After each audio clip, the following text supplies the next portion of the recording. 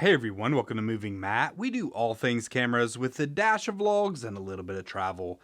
And this is Camera Wars, a show where we give you the latest camera news and let you know just how the battle is heating up. First up, in the I Can't Afford It category, according to Sony Alpha rumors, a new Venice E-mount Cine camera successor will be announced by the end of this year. They do have this rumor filed as a quote, wild rumor, so no need to get too excited just yet. But for some reason, Sony Alpha rumors calling something a wild rumor makes me feel like it could be more legit. Now I know this camera will be out of my price range and probably most people's price range as well, but I will be interested to see what tech they put into this camera because usually that translates to what we will be seeing in the Alpha cameras in a few years. But we aren't quite done with the I Can't Afford It category because two new G Master lenses are also on the way.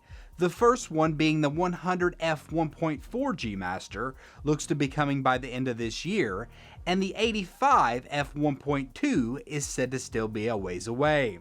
Personally, I'm not sure that a f1.2 is necessary. I've used the Canon RF 85 1.2, and even though the image quality is excellent, to me the extra weight, size, and especially price made it feel like it only exists for bragging rights and that a 1.4 would be more than adequate. But maybe I am wrong and you think that the f1.2 is worth it. Drop in the comment section below and let me know. Next up, the Fujifilm Summit brought with it a mountain of new gear and information about the future of Fujifilm. Some of the highlights were the official announcements of the Fujifilm GFX50S II, the XT-30 II, and the XT3 worldwide. I guess I'll start off with the least interesting and work my way up. So the XT3 worldwide is the XT3 with no battery charger and $100 off the price tag. So that's it. Moving on, we have the XT-30 II, which as reported before is essentially an XT-30 on firmware steroids. But those steroids are quite impressive. It makes the XT-30 II more closely related to the XT4 by adding two more film simulations, the classic negative and the Eterna bleach bypass, and even though the Mark II has the same sensor and autofocus detection points, it supposedly acquires autofocus much faster. It also allows you to autofocus in a much darker environment and down to -7 EV, compared to the -3 EV before. It also adds the 240 frames per second at 1080p, where the original tops out at 120p. But as far as physical upgrades, the only real difference is the slight bump from a 1.04 million dot screen to a 1.62 million dot screen.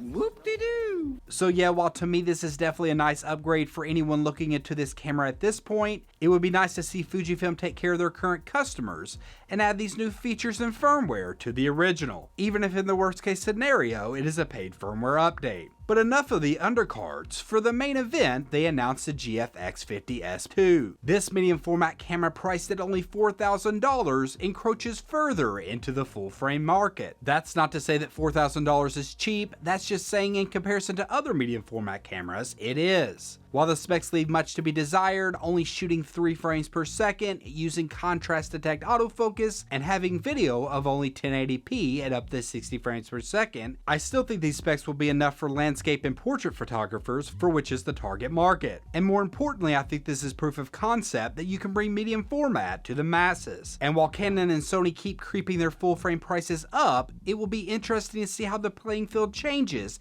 if Fujifilm can keep bringing their medium format cameras down. Fujifilm also announced a lot of new lenses, too much to go into right here, but the general gist of it is, these lenses seem to be much quieter and smoother at autofocusing, which should bode well for video shooters. And finally, it looks like after 2 development announcements and plenty of leaks, the Canon EOS R3 is about to officially make its debut.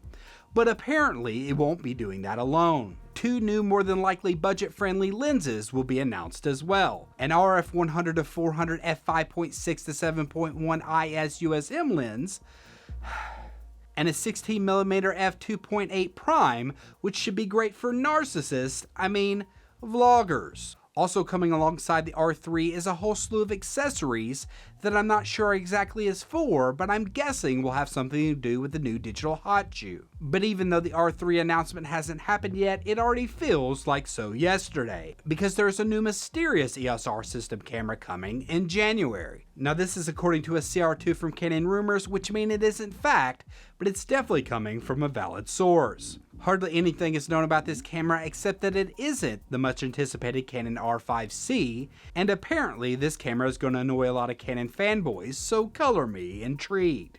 But what do you think this camera could be? Could it be a camera with no buttons and all trackpad? Could it be that dumb looking camera with the built-in handle we've seen in patents? Or is it possible this could be a return to the APS-H line? Drop in the comment section below and let me know. Well, that is the current state of the camera wars. If you've liked this video, be sure to give it a thumbs up and consider subscribing. And until next time, peace.